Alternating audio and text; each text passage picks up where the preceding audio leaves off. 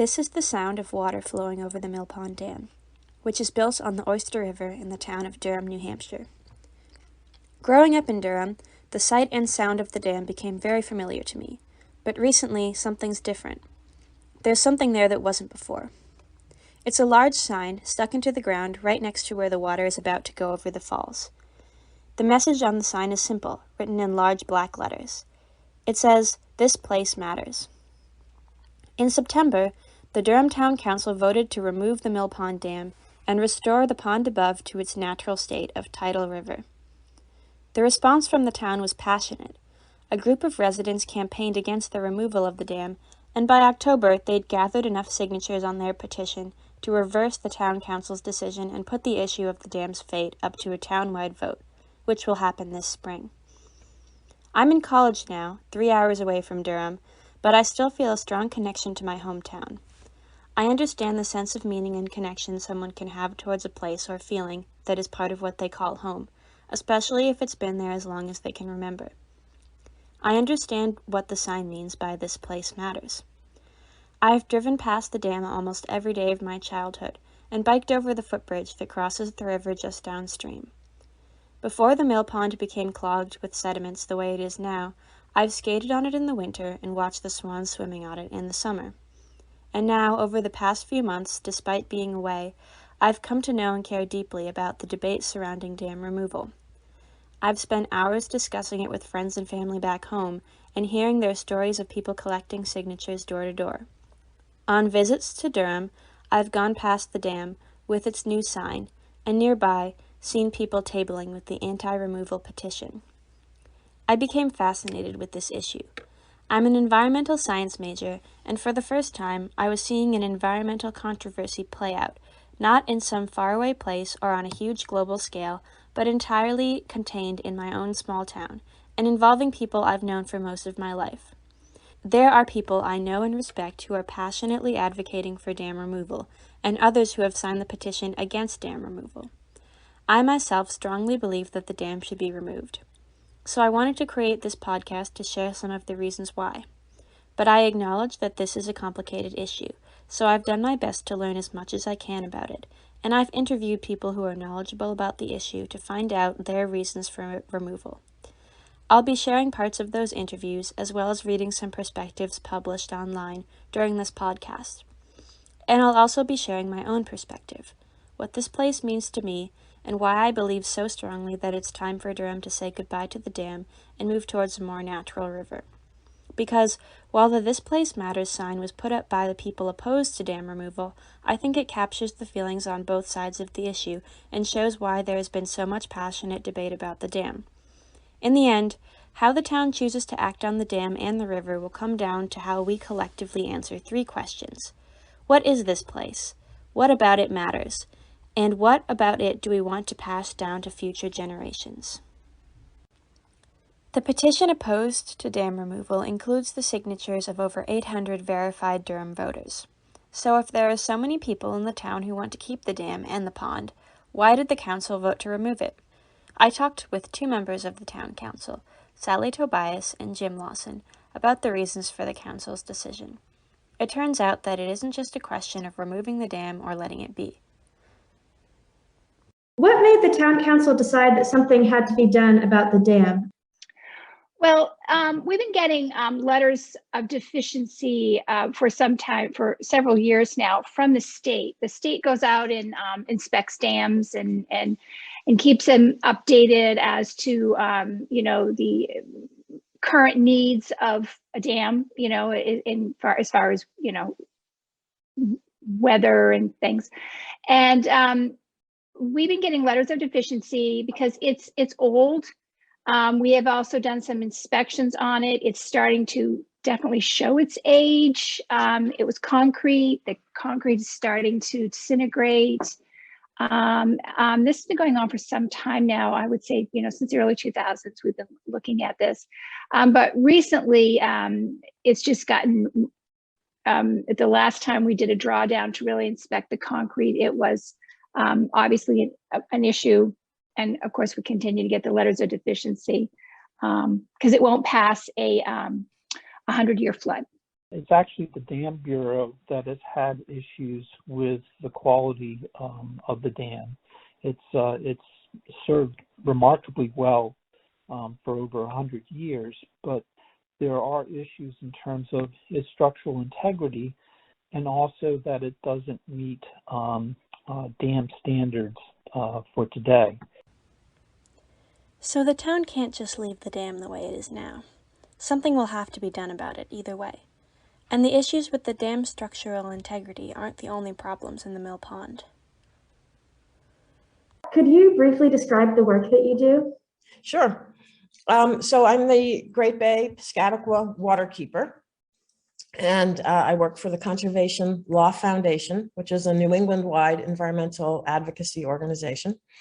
And my role as waterkeeper is to advocate for programs and regulations and land use decisions and all kinds of things that are going to improve the health of the estuary. And the estuary here in the Seacoast region is a network of 7 rivers, bays, and the coast that kind of collectively define the Seacoast region of coastal New Hampshire and south coastal Maine. This is Melissa Paley. I talked to her about the water quality issues that have been happening around the Mill Pond Dam. So the Oyster River is one of the 7 rivers that flows into Little Bay and then mixes with the larger Great Bay estuary.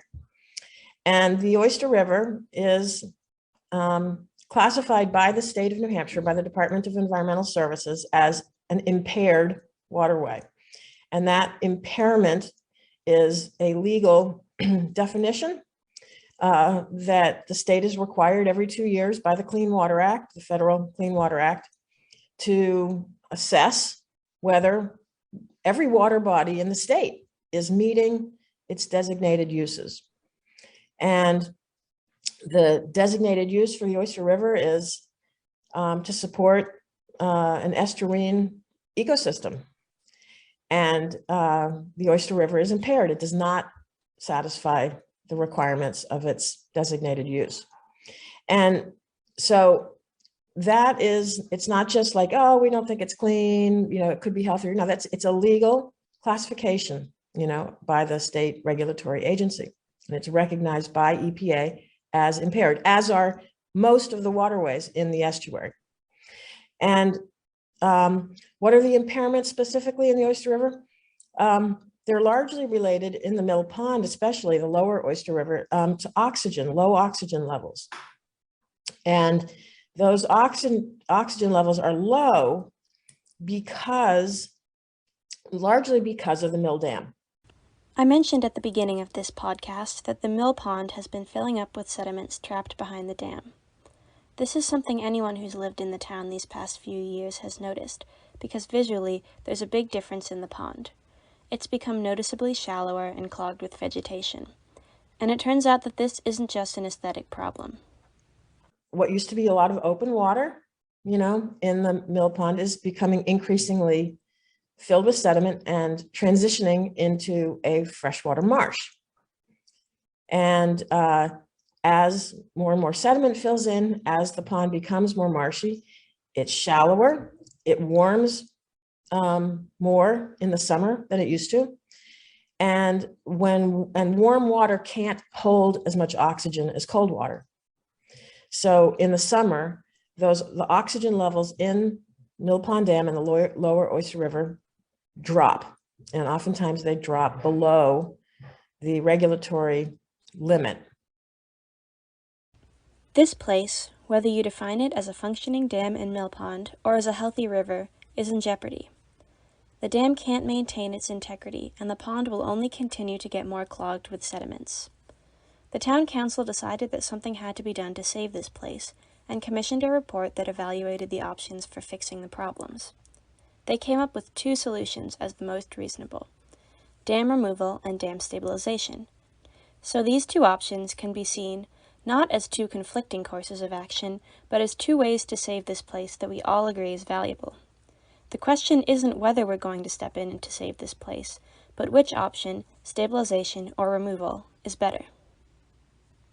It was determined that maybe the dam could be stabilized if there were certain things done from a legal standpoint with the abutters to the dam. And so that was very appealing to some people in the town because it would preserve the dam and preserve Mill Pond. But the issue is that it didn't do anything related to the water quality. So, you know, the council has had to carefully kind of balance these two issues and come up with a more holistic solution. And I think that's what the council considered over actually many years of work and thought and discussion. And it turns out from a council perspective, after all this work, you know, the best option is to remove the dam for both dam quality issues and also environmental issues, and to take the Mill Pond and restore the rivers so that the head of tide goes up to the point that's more than the natural point of the head of the tide, rather than stopping it at the dam.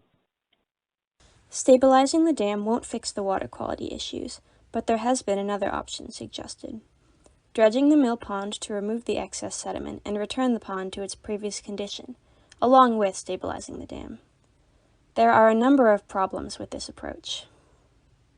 Eventually, if you do nothing to a dam, meaning pull the dirt out, you have an emerging wetland or eventually a meadow, because it will fill in.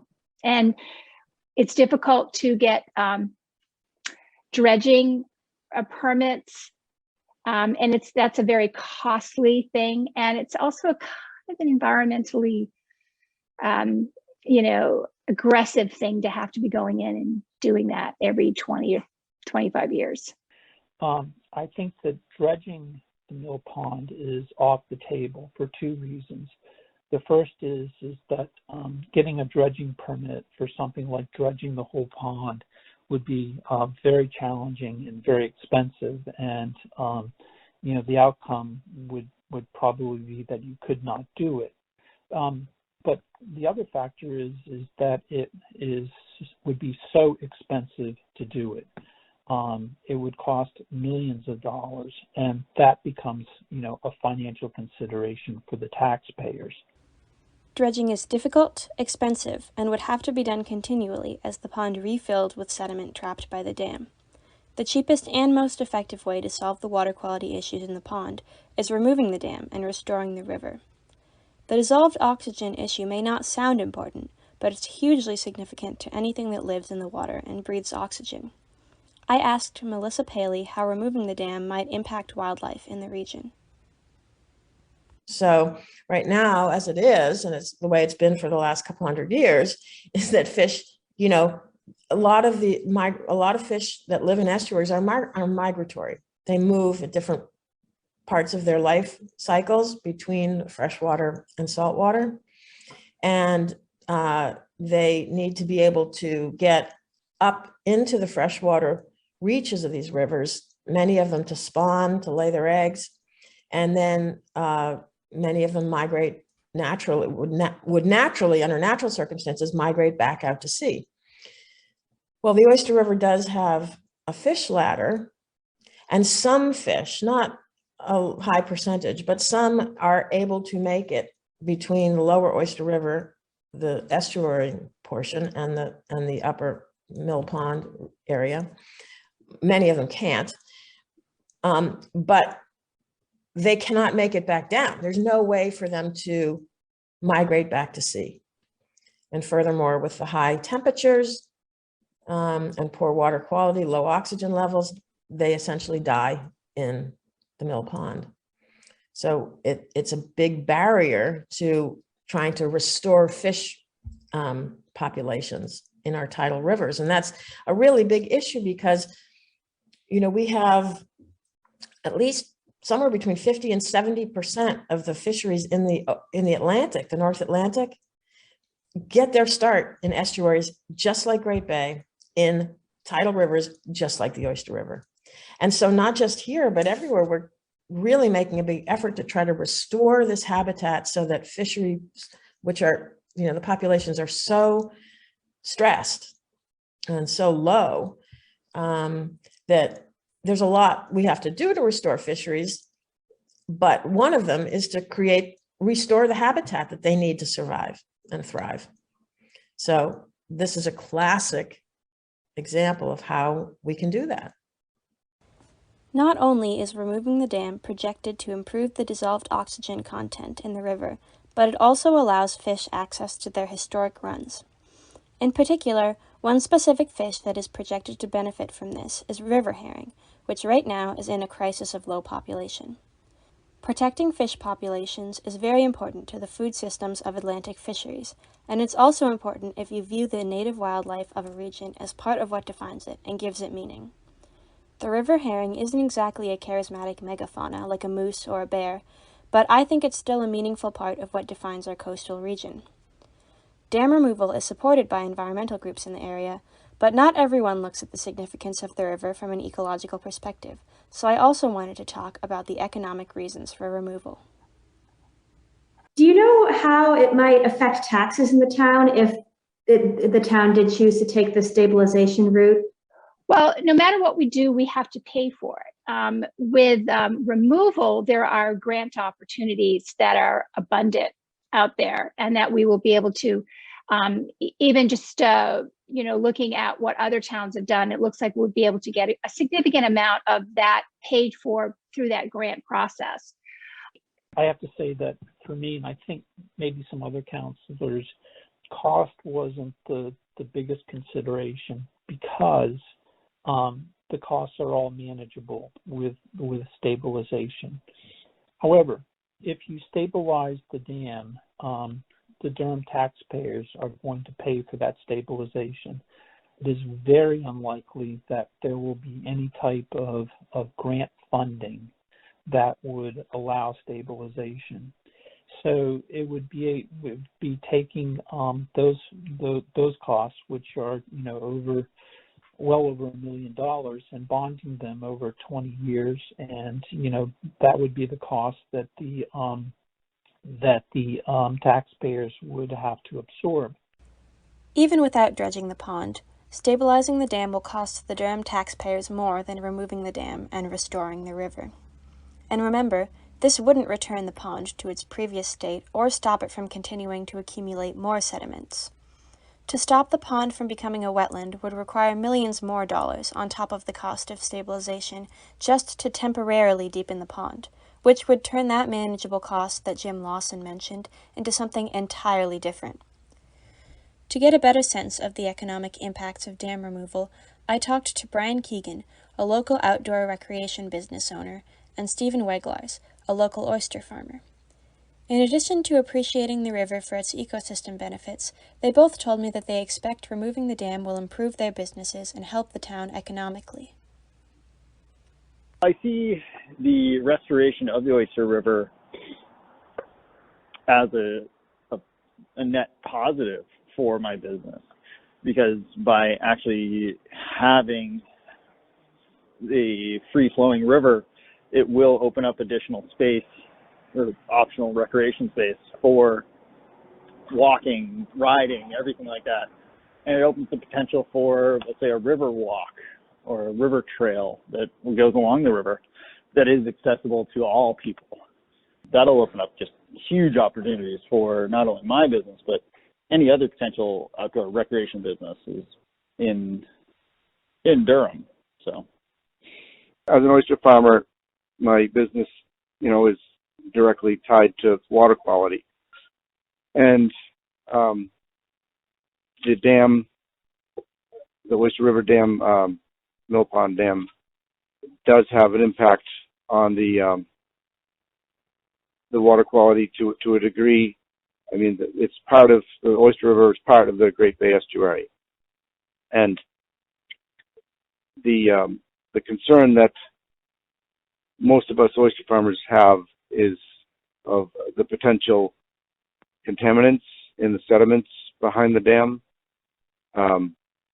But the estuary, being tidal, is wonderfully resilient, and over time, I think, or in the short term, any potential negative effects of contaminated sediments would be diluted, and short term. Long term, I think the estuary is better off without dams like Mill Pond. And so despite my short-term concerns about the water quality impacts of the dam removal, I think in the long run, the estuary and all the creatures in it and all the creatures around it, including us, will be better off with a free-flowing Oyster River. A river is an economic resource as well as an ecosystem, and impairing its health with a dam that itself brings no economic or hydroelectric resources to the town may not be the best financial decision. The concern that Stephen Weglars mentioned about possible toxic sediments in the mill pond has been used by people who want to keep the dam as a reason not to remove it. It's a concern that the pro-removal people are very well aware of. I asked Melissa Paley about this issue. Is there any truth to the idea that removing the dam would release toxic sediments into the Great Bay and cause widespread harm to the ecosystem there? It's a really important question about what toxics might be bound up in the sediment that's accumulating behind the Mill Pond Dam. According to the analyses by VHB and Professor Will Walheim from UNH, it doesn't appear that there's a lot of toxic contamination in the sediment because this wasn't a highly industrialized area. If you look at places like the Cachiko and the Bellamy River where there were dams, the Sawyer Mill Dam that was just removed in the last couple of years, there were toxics in the sediment there. That was a heavily industrialized mill complex for centuries. That's not the case with the Oyster River. There was industry there early in it was producing power to run mills and such, but it was never a heavy industry there. So it's unlikely that there's a big toxic burden in the sediment. The possibility of toxic sediments is something that has been well studied. Scientists and environmental groups who want to remove the dam are well aware of it and have strategies for mitigating the problem, such as removing some sediment during the restoration process. However, the people who have been studying the water quality and the potential toxins and know most about it, as well as people like Stephen Weglars who rely on a healthy estuary, know all about this potential problem and still support removing the dam. I think it's telling that environmental groups are in support of removal, because they wouldn't back something that they believe would harm the estuary. They're also not the only advocacy groups backing removal. A major argument for keeping the dam is that it has historical significance. But one thing that most of the people I interviewed told me was that they were trying to see the history of the river through a different perspective, not just taking into account the colonial history that the dam is a part of, but also listening to what the indigenous people who've lived by the river for thousands of years are telling us. And the indigenous advocacy groups in the area are supporting the removal of the dam. Unfortunately, I wasn't able to talk to an indigenous person for this podcast, so I instead searched for pre-existing content that indigenous advocacy groups have published about the issue of the Mill Pond Dam. The group Indigenous New Hampshire Collaborative Collective published a statement on the Mill Pond Dam, including the quote, "The dam should not be preserved at the expense of a healthy river. We are on the homelands of the Abenaki/Wabanaki people who have ongoing cultural and spiritual connections to this area. We acknowledge the land, the waterways, and the people who have stewarded it throughout the generations. The dam is destructive to the ecological integrity of a river that has been stewarded by indigenous ancestors for thousands of years." End quote. In an interview with NHPR, Paul Pouliot of the Cowasuk Band of Pennacook Abenaki people said, quote, "These colonial dams by the colonial English and Puritans were always about industry and no regard for the land and the people who were on it. It was all about making money at the sacrifice of the indigenous people, indigenous foodways for everybody, and all of the fish and the aquatic life which really were dependent on free-flowing rivers." End quote. The Durham Historical Society has also published a statement on why the dam shouldn't be removed, saying, quote, "Walking or driving through Durham as you cross the Oyster River Bridge, you see and hear the water from the mill pond flowing over the dam into the Oyster River, heading downstream surrounded by gently sloping land upon which sit new and historic houses." The relationship of these visual and auditory elements in the landscape that Durham residents hold dear is what is at stake. Removal of the dam would result in a dramatic alteration of the river, the elimination of the mill pond, and the loss of the historic landscape that has existed for 372 years. End quote. The debate about removing the dam is also a debate about these two ways of viewing history, these two ways of assigning significance to this place. I think it's worth trying to look past the colonial view of history that has long dominated the conversation. I also think it's worth noting that history isn't only things that happened in the distant past. Someday, the choices we will make today will become part of history, and someday the choices that we will make in the present about the Mill Pond Dam will define how people living in Durham in the future will assign significance to the area. So we aren't only preserving the history of the town, but building it, and I think we need to ask ourselves what type of history we want to create. We need to look into the future as well as the past. So these are the reasons that Durham is considering removing the dam. Throughout this podcast, I've discussed the significance that we assign a place, and a lot of that significance comes from the stories we tell. I think that this could be a powerful story, how the community came together to make a tough decision that gave us a healthier river and freed us from the burden of continued dam repair. I think this story could form the foundation to assigning a new, even more meaningful significance to this place. We know the world is changing and that we're facing huge environmental problems. While one person, or one town, can't solve an issue like biodiversity loss or fisheries collapse all alone, what we can do is make those small choices within our own communities that help make the problem a little bit better, and bring us together around the things we hold most valuable in the process. I'm going to finish this podcast by answering the 3 questions I asked at the beginning, from my own perspective.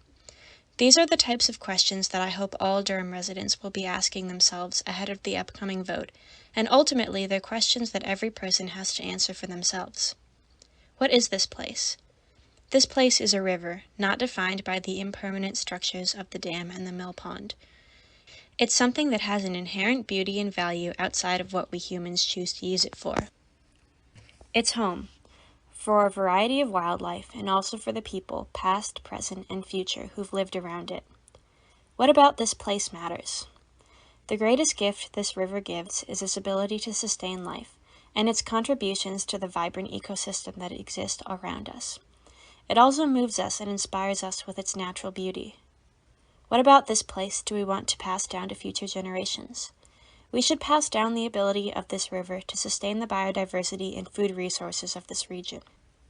We should pass down the ability to look at the significance of a place not only through the lens of colonialist history, but also through the lens of the long and rich Indigenous history that preceded it. We should pass down an appreciation for the natural beauty of the river and all that it gives us, and the values of environmental stewardship that will allow that natural beauty and abundance to persist into the future. Values that we show through the good example of our actions, and the gift, given to our town's future children, of a river and an estuary that we leave a little bit healthier than we found it.